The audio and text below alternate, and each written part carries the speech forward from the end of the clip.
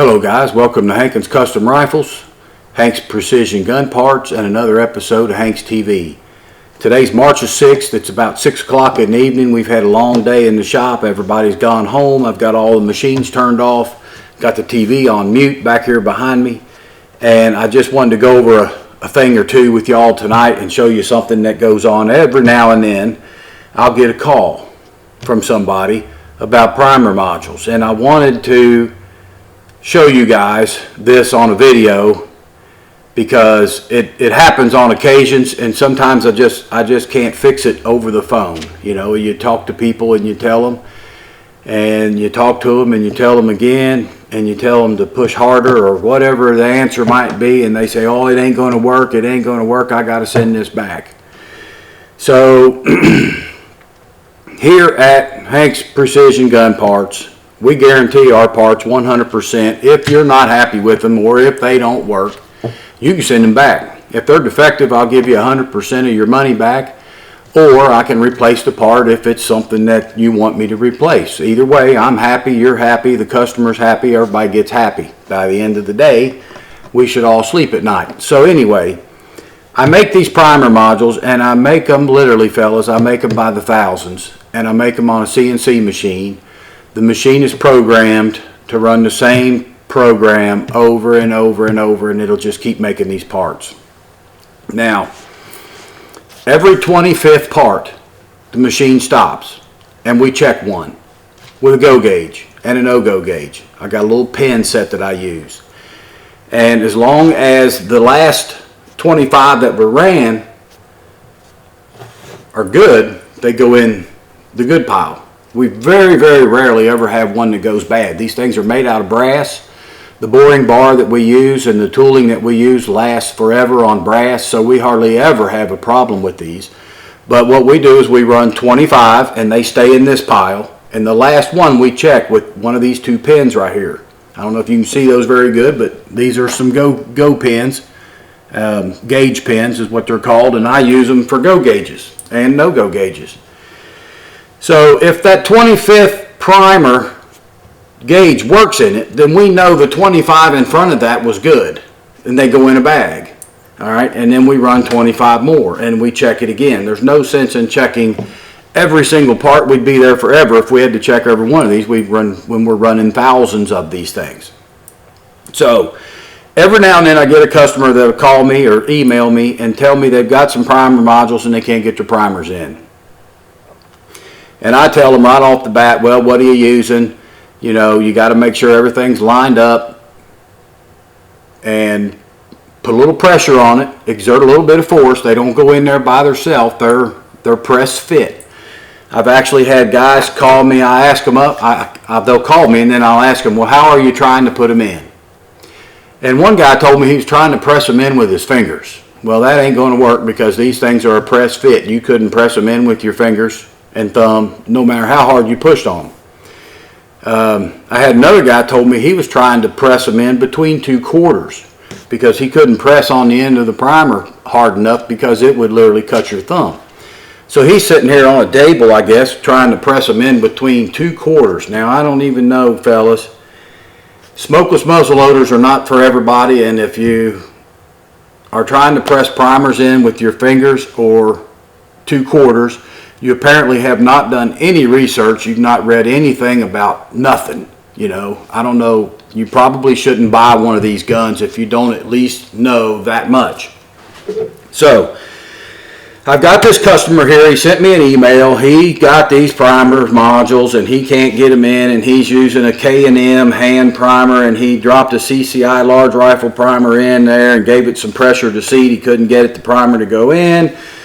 And he was giving it enough pressure that he was concerned about the primer. Okay, so if the primer's misaligned, yeah, it could pop on you. I've actually popped one time, and that was my fault. It was in there sideways, and I crunched it, and it went off.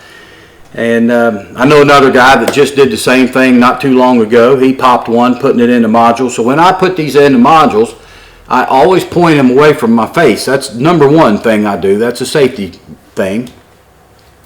I've seen guys at the muzzleloader shoot, they're putting them in and they're looking at their tool and they're squeezing this thing. Well, if that primer was to go off and your face is looking at it, it's going to burn you up bad. Because when the one went off in my hand, it blew a chunk of skin out of my finger. The other guy that set one off the other day, he said it blew a chunk of skin out of his finger. So definitely don't point these things in your face when you put the primers in. And you know, I mean, that's just common sense. Point them away from you. The one that I had go off, I was pointing it away from me, but I had my finger up on the end somehow, and when it went off, it got me pretty good. So anyway, I got this bag of modules back in the mail, and I wanted to open this package up on camera, but I forgot what was in the bag, and I didn't even know why they came to me, because I get packages, I got 8 or 10 in today. So I went ahead and I cut it open, and as soon as I dumped them out, I realized what they were for. And then I went in and I pulled this email to make sure that these are for this guy and that we're all talking about the same thing and we're on the same page. So we got a bag of modules. These are the 4570 modules that come with a conversion. There should be 25 in this bag, as far as I know there is. I haven't opened the bag yet. So what we're going to do is take one out, or a couple out. We might as well just dump them all out on the table. When my guy's running these, every 25th part, and like I said, he checks it with one of these pins. This pin with the green tape on it is 204. The pin without the tape is 205. That's 204 thousandths and 205 thousandths. The 204 with the green tape is the go gauge. It should fit. It got to go in the hole. If it don't, it's bad. If the 205 goes in the hole, then it's bad. So this one must go, this one must not go. So if we pull one of these out of the pile at random, and I'm going to check it with the go gauge, and it goes in there. That dropped right in that hole. Perfect. All right, let's check another one. Dropped right in there. We'll check another one. The ones I check, I'll put over here on the paper so we don't get them mixed up. That one goes right in there. That goes in. This one goes in. That goes in. This one goes in. Alright, so we've checked 2, 4, 6, 8 out of the 25.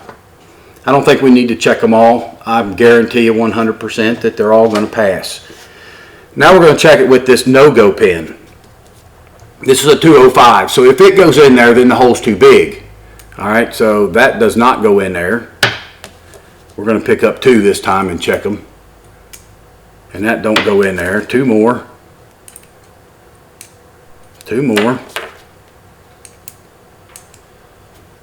And the last one. So we've checked 8 of these parts. The go pin went. The no-go pin did not go. So now what we're going to try to do is attempt to put in a primer. So I'm going to take these and push them to the side, out of the way, that we did not check. And what I put them in with, I've got a Lee handheld priming tool. They don't even make this one anymore. They've changed the design of it. I've had this for, I'm going to say 15 years or longer, maybe longer than that. The ears are broke off of it, so I have to keep a piece of tape on here just to keep this lid on, which I don't use the lid anymore. I don't put the primers in there a bunch at one time like I used to when you'd sit down and do 100 shells or whatever. I just put them in one at a time. It's easier for me to do it that way. So here are some large rifle Magnum primers. This is Federal primers. We got some primers in here. And let's take out, I'm just going to do 3. All right. So let's dump 3 primers out. Put them right there on the table. I'm going to hold my handheld priming tool in my right hand. I'm going to pick a primer up with my left hand, and I'm going to drop it in the hole where the primer is supposed to come out at. So you can look at that and see that the primer's in there correctly. It's got a purple mixture in there that goes off, whatever that is. Their explosive material that goes in the primer. So you can look and see that it's facing in the right direction.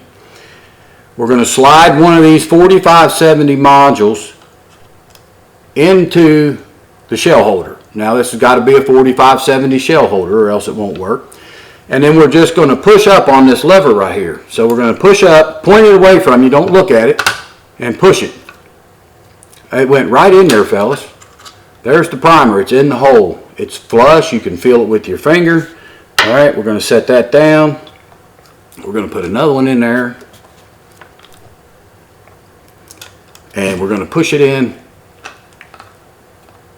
I can push it in with one hand. And I don't know what it is with some of these guys out there that just says, oh, I'm pushing so hard and it just won't go in. And I mean, this thing here's a piece of crap, to be honest with you fellas. It's the cheapest priming tool on the market. Although maybe I guess it's the best one, because man, it puts them right in there. But this is as cheap as you can get, this Lee handheld priming tool. Everybody else's is way much more expensive than a Lee. We're going to put one more in. All right, went right in there. So we got 3 primers in. You can see those primers, they went right in there. All right. So now we're going to do 3 more, and I'm going to use my reloading press. So we got 3 primers. We're going to set them right here on the table. We're going to take a shell holder for 4570, and we're going to slide it in the ram of my reloading press. Now this reloading press is clamped to this bench. This is actually a workbench that we use in the shop to lay out gun barrels and stuff on as they're going through the process. So it's not normally a reloading bench. This has never been clamped to this table before, but it's clamped there today because of this demonstration. This is my press that I take to the range, and I clamp it on the shooting bench down there. That's why it's not mounted on a table here in the shop. I do have another one in the office that's mounted to a table. So now we're going to take the priming arm that comes with the reloading press. You buy a press, you get an arm with it. You've got one for a large rifle primer or large primers, and it's got one for small primers. This one is the large. So we got to pull the ram up just a little bit, put the, if I can see it left-handed here, put the priming arm in the ram. It sits on a little pin. You get it locked in there just right. And it sticks up right here. I don't know how well you guys can see that, but it's right there. We're going to take a primer and we're going to set it inside that cup, purple side up. We're going to pull the ram up just a little bit, slide the primer module in there, and then push down. Okay? And that primer went right in there. So there's another one done. Let's try another one here.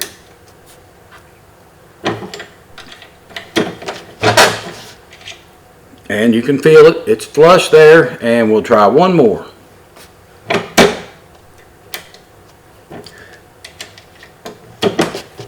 And there's that one. So that one's in there.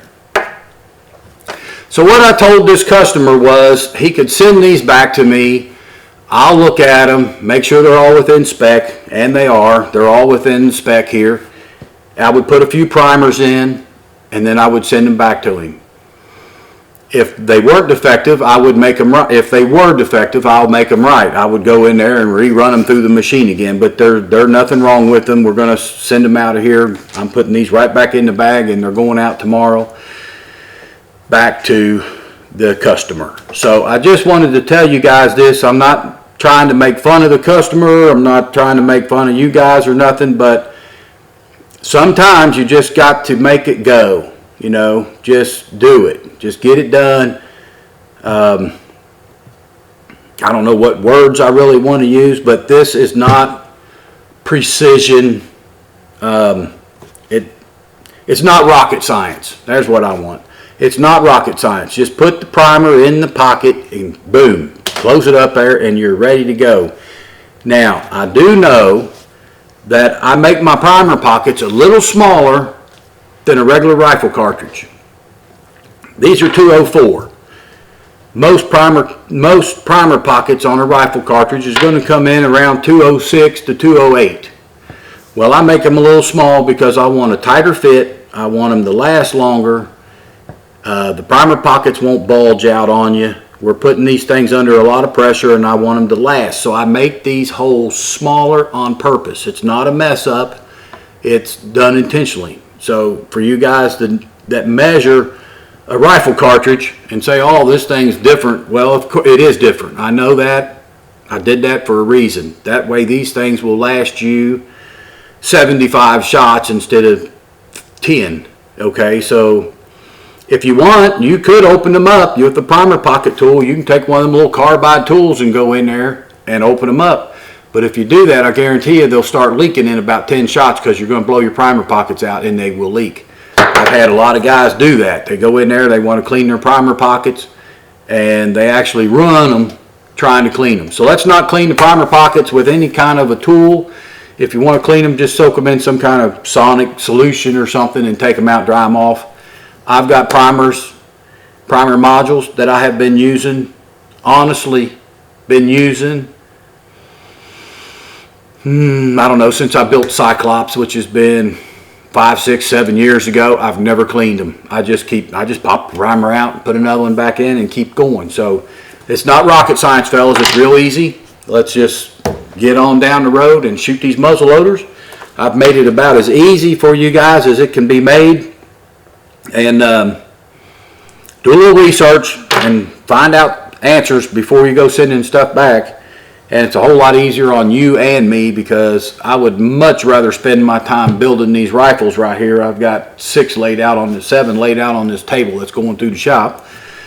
I'd much rather spend my time making rifles than re-inspecting parts that I've already inspected and they went out the door. But don't take me wrong now, fellas, if you do get something that's bad, I'm more than happy to help you. Send it back to me. I'll call you on the phone. We'll talk it over on the phone. That's another thing. Don't get all upset, all bent out of shape, and send me the stuff back mad. Just call me. We'll figure it out. 99% of the time, we can fix it over the phone. So anyway, that's enough on this. I'm going to do another video here shortly on some other stuff that I got back in the mail. They actually came in today. That's why I'm doing this video. And we will do that video here shortly. But anyway, guys, your primer modules fit tight. The primers going in there are going to fit tight. Yes, I know that. Just squeeze them on in there. They'll go, I promise. All right, until the next time, guys. We'll see you later.